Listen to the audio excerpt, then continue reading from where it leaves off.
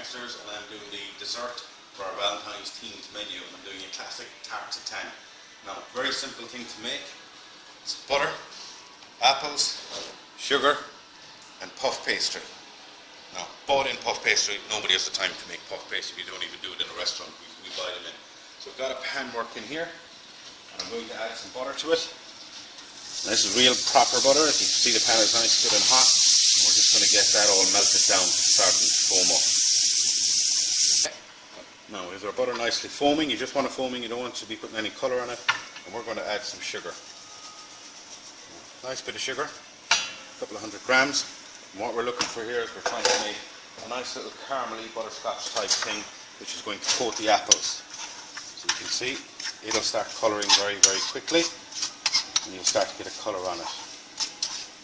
Make it caramel. This will take just a couple of minutes, and you need to stay with it. Now after 2 or 3 minutes, as you can see, this is all starting to turn into a nice rich caramel. So just remove it from the heat for a second, and this is the bit to be careful with. You're just hitting smoking point, and it's to add your apples. Just be careful of splatters. Add in your apples. Now, level them out so that they're all getting that caramel into them. Give them a little push around, get them nicely coated. As I said, just be careful with it. You can see that beautiful colour as it starts all over the apples. Now, the apples will help bring down the heat of it. And there we go, beautifully caramelizing up. And now we're going to add our pastry. Now I've just removed it from the heat to do this. This is our puff pastry, just lay it across it.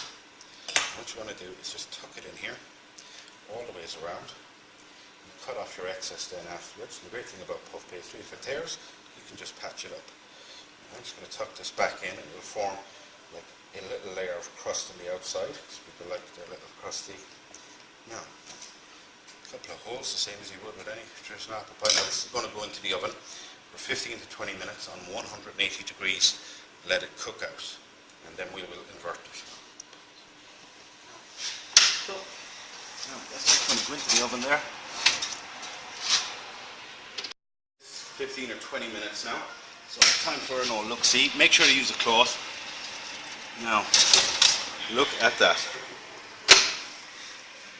Now, look at that. Isn't that just beautiful? Now, you could make it in an earthenware dish.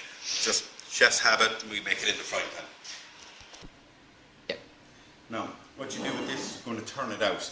Now, to turn it out, what we're going to do is actually turn the plate on top of it, and then turn it really quickly in one go, and it should just pop out.